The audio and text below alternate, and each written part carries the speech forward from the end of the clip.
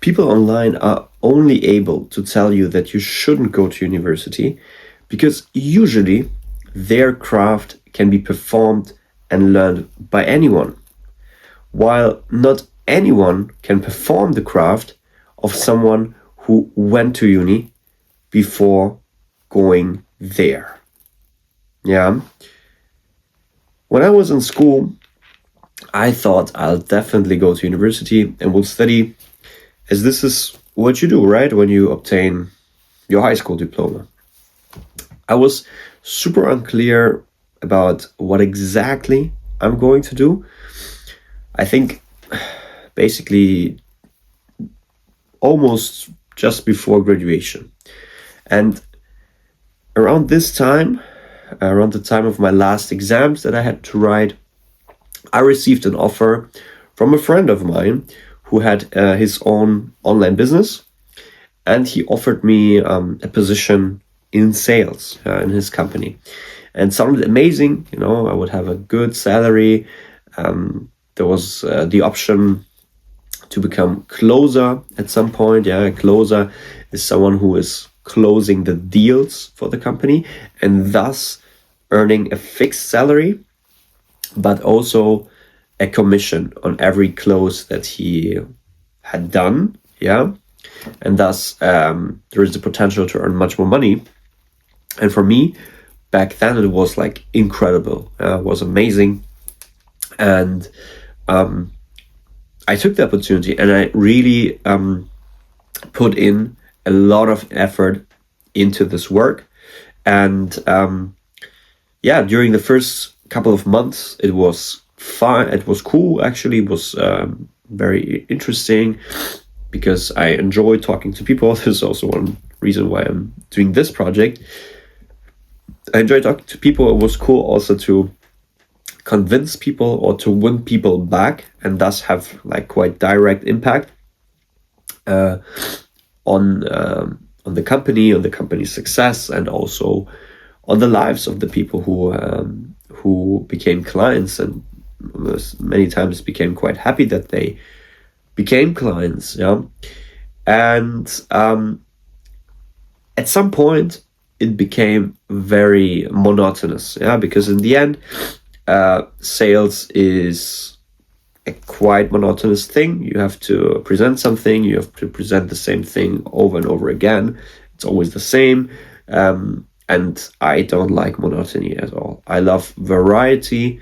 I like interesting subjects, and that's why I became more and more unhappy. But at some point I was promoted to become closer, so the work changed in a way, not fully, because again, sales is, I would say, quite monotonous, but I got promoted to become closer. And now I was earning much more money, but I decided to do this for some more time, and then I decided and took the step to leave.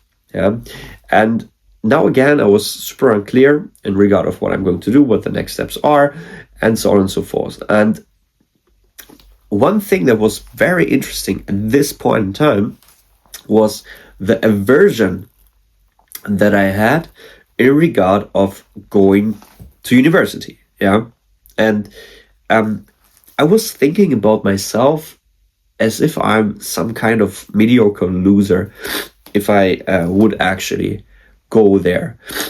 And at this point in time, what was very interesting was that I wasn't even watching Hamza or Iman, and I didn't know anything about Hamza at this point in time. Yeah, so it wasn't like an influence coming from them in a way. However, I had some kind of disgust in regard of making this step towards university. And I think that the main reason was that I was surrounded by people who were very young and were living quite a luxurious lifestyle, were earning very good money. And this was what I wanted too. And most of these people, they thought that, university is not useful, you don't need it. And apparently you can get all of that, yeah, the money, the lifestyle, whatever, without going there. And this is true. You can. It is true. And that's why I thought I shouldn't go either. Yeah. And the question is rather whether, not whether you can make good money and have a great lifestyle and travel without university. It is possible without university, 100%. The question is rather whether this is it, yeah, whether this is the ultimate goal, and is that like the ultimate thing you should pursue? Isn't that quite superficial? Yeah.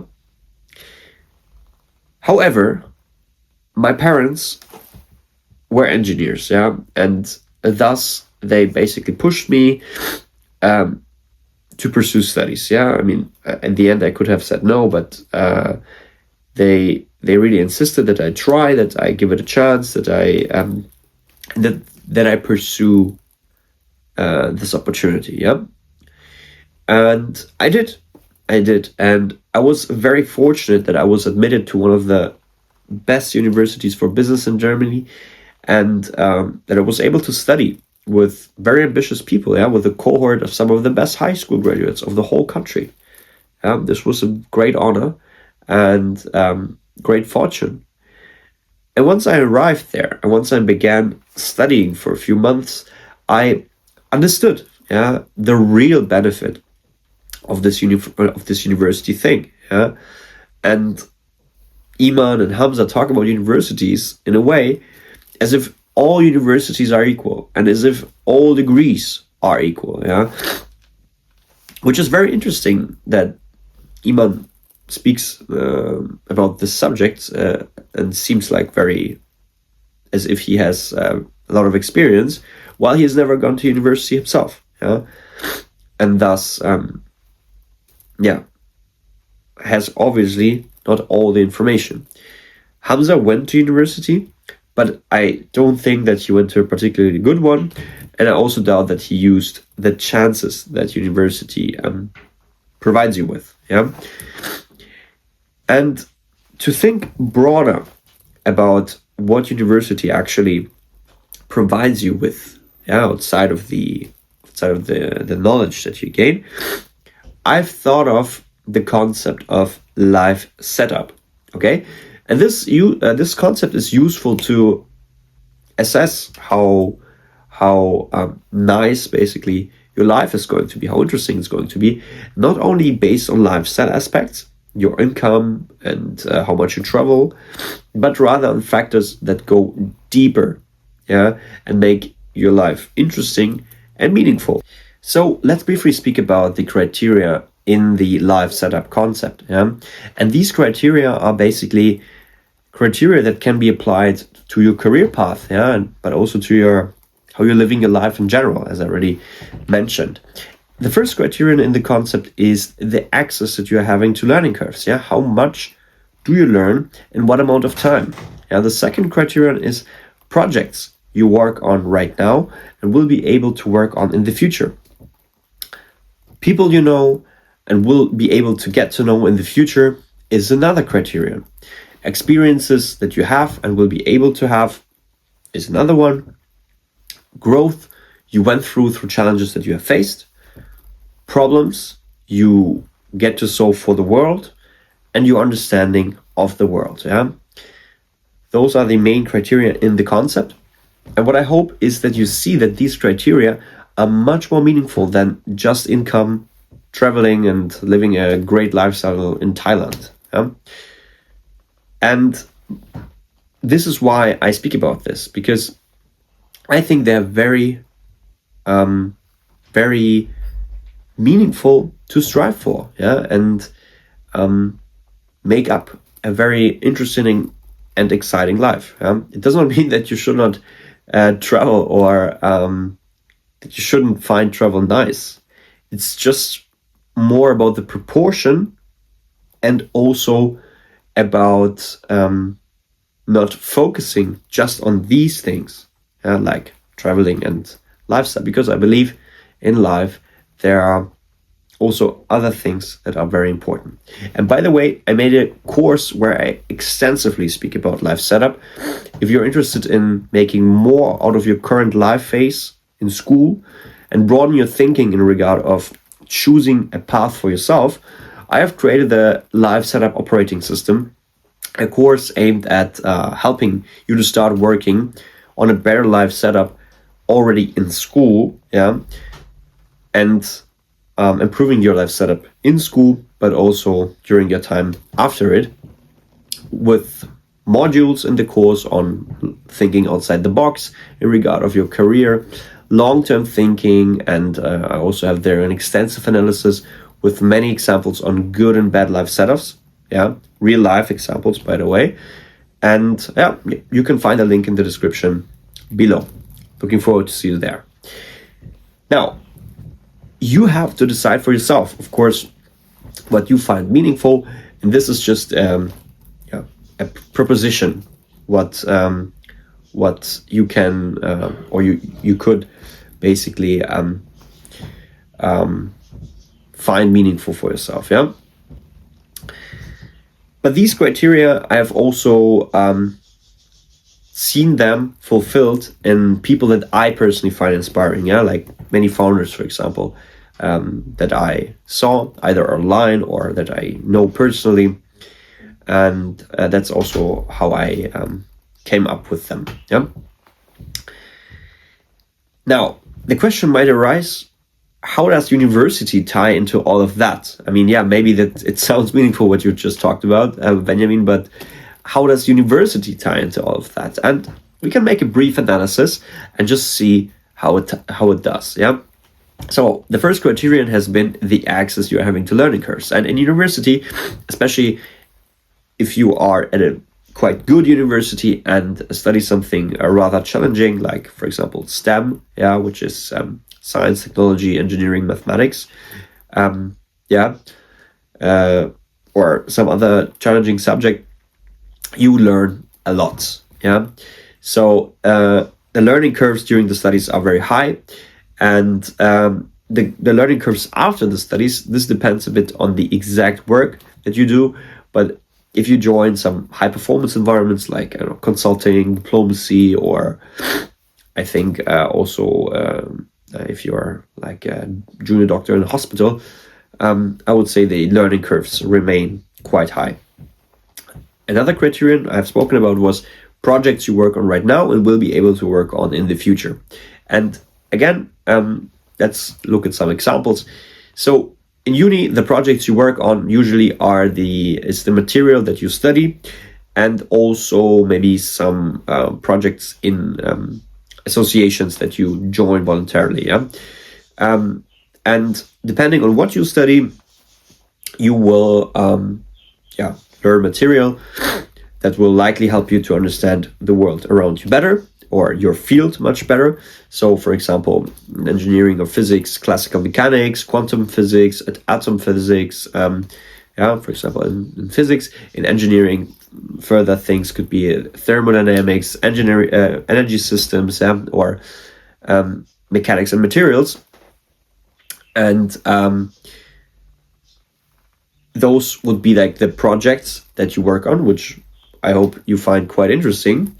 And other projects you get to work on are, for example, during internships that you do. And if you're in business, those could be things like fundraising, if you're working in a startup, or if you're in engineering, helping to prepare the construction of a plant. If you are in engineering, for example, fundraising is something I did in one of my internships. And with me was an engineering intern who was my age, who was helping to prepare the construction of a plant. That's why I know that these examples are real.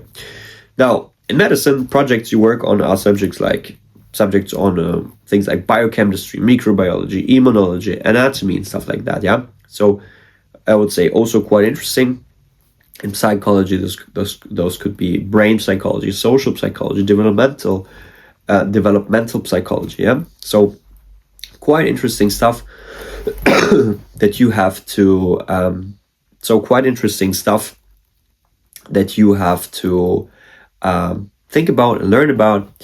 And yeah, I think quite cool projects. And of course, then if you switch into the real work, depending, if, of course, again, on your exact studies that you have done, but those projects, you likely would continue to work on interesting projects. Again, in business, those could be solving strategic problems for the company you work in, or for other companies if you're in consulting. In medicine, yeah, it could be either being a doctor and solving problems for your patients in surgery, or through counseling, but also you could begin your own medical startup, yeah, for example, in medical technology, or some other field in medicine. So the projects could likely continue to be interesting as the material that you have learned before. Now, another criterion has been people you know, or will be able to get to know. And this is an important one, because if you are straight out of university and you begin to build your online business, likely in the beginning you won't have any network at all, yeah, because your network are your peers from your high school. Those usually are the people that you know. And with time, you will build yourself a network of people in your online business field, yeah, because this is where you have the most things in common with people, and likely you will look for people who do similar things to you. And a good university exposes you to a broad number of different people from your faculty as well as from other faculties. Yeah? For example, you study business, but at a university there is also a faculty for psychology or for medicine. Yeah, and you are exposed to all of them. Of course, you usually spend most of the time with your peers, but if you are part of an association, many times also people from different fields join this association, and thus there is more of a mix. And the main point is, if you are at a very good university, then the people who you are with likely are also very ambitious, have already had different achievements in their life that you might find inspiring, and likely will have a quite cool and interesting life trajectory. Yeah, meaning in 10 years and 20 years, they will have some very interesting positions, doing some very interesting work. And I think it would be quite cool to remain in contact or friends with them, because they are inspiring people to you. Yeah, and this is something, as I would say, especially something that is special about very good universities in particular.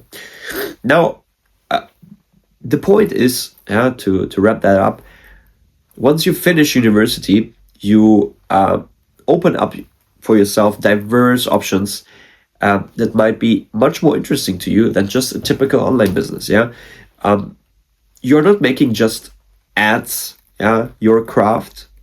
Yeah, you're not making just that thing the only thing you can do. You can make this your craft too, but usually after you have finished university and maybe gained some work experience, you already have one like main craft, or in other words, you have learned many different things and are able to learn whatever you want. Yeah, so you can learn ads, but you're not limited to just learning ads. This is the main point that I want to make. And this is what I said in the beginning. Yeah, why are those online entrepreneurs even able to tell you that you shouldn't go to university? And I would argue the reason is because their craft can be learned by anyone, while not everyone can perform the craft of people who went to uni. Think about that, okay? And the most important point is that once you're done you have gifted your life richness, yeah, in experience, people, understanding, and new opportunities that no one will be able to take away from you forever. Yeah. And once you're finished, you likely are much more mature and ready to take calculated risks. And if you fail, you fall back on nice options rather than onto nothing. Yeah, this is also something I discuss in my course. And the cool thing is that in addition to that, you have built a collection of nice experiences which will allow you to go on monk mode easier. Yeah, which means prioritizing work and give up some lifestyle. Why? Because you already have experienced a cool, interesting lifestyle. For example, during uni, you went on a semester abroad. Thankfully, I got the opportunity to do so because at my university, every one of us has to go on a semester abroad. Yeah, so I lived in south of France, which was amazing. Such a great experience. Yeah, I experienced living in a very sunny place with great weather, interesting people. Yeah, and after that, I would say, have less of the, if you haven't had experiences like that at all, and you're just working, I think it feels quite unpleasant in a way, because I think it is important to also gather some experiences in life. And if you haven't had those, like traveling, nice, cool parties, similar stuff, it might work, and you can become successful. Yeah, but I would say it's quite unpleasant if you haven't had any experiences like that. And I would say, and this is one of the last points, is that if you just start out with an online business, you likely are thinking small. Yeah. And this is what a senior founder told me, because I started working in the company in sales when I was 18, like literally just out of high school. And after I left, I took the chance and I spoke to the CEO founder, who I got to know in the co-working space where our office was located back then, and his office back then was located there too. And I asked him, hey, so what do you think about my next steps? Should I go to uni? And he said many things to me, but one thing like really remained with me forever, which was, you will think bigger. Yeah, and back then I did not exactly know what he was meaning, but this is what happened.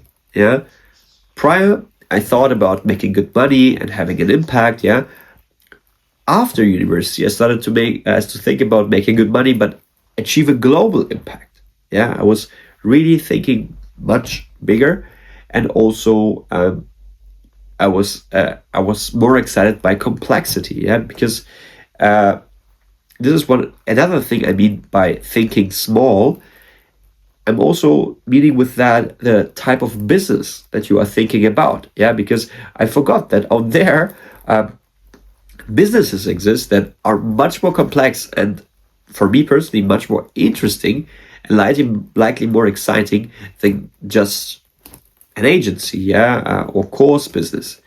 And again, I'm not saying that they should be pursued. As you see, I myself pursuing an educational business at this moment, but I'm saying that you shouldn't limit yourself to that forever, because I can do different stuff. I can work at a breakthrough technology startup. I can do interesting master's degree and many other things. But the question is whether you can. Yeah, and what I believe is the most important thing or one of the most important things for someone in high school who is about to finish high school is to create optionality. Yeah, try out things and then pursue what you think is the best fit for you personally. Yeah, and meets your ambitions. But if you just pursue the online business thing, I would argue you just limit yourself to that for usually ever. I mean, what other things are you able to do? If you would be a doctor and you pursue an online business, then you at some point can say, you know, I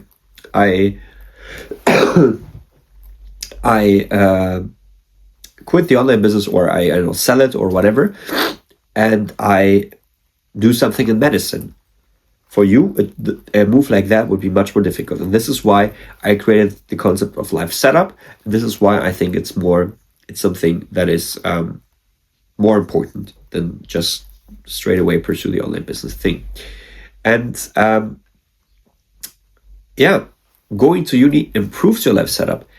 And I haven't regretted once that I made the step and that I quit my very well-paying job where I closed around 100,000 euros a month in revenue in sales, being 19. I haven't regretted that I quit this job. Yeah. And one last disclaimer I want to make. Of course, if you live in a country where university is extremely expensive, yeah, don't passively accept this system. Start planning early. Look into scholarships, yeah, affordable countries, internationally respected universities, and language learning. For example, I had a guy who lived with me in basically our house, who came to Germany from Argentina. Because I think private universities, the good universities in Argentina, are quite expensive. But he learned German prior to that, and thus he knew the language and was able to study in German, in Germany, and profiting from the very, very low tuition fees in our country. Yeah, so just think broader. Yeah, and in many cases, learning a language like German early can open doors like that. Yeah, to strong degrees, to strong universities, and to much more affordable education, for example, here in Europe. And but this, of course, only makes sense if this also fits your plans. Yeah, for example, if you want them to work in your country where you are from, that the degree is also accepted there. You should investigate stuff like that, and of course should be willing to move for a while. But what I'm saying is, I'm not recommending for everyone just to to get $200,000 in debt or so.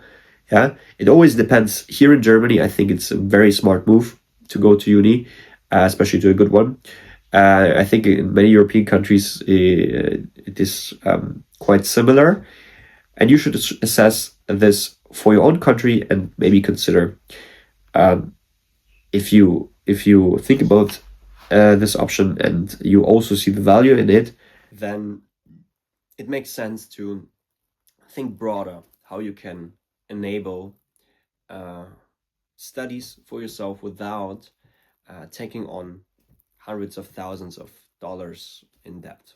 Okay, so I'm looking forward to see you in the next video.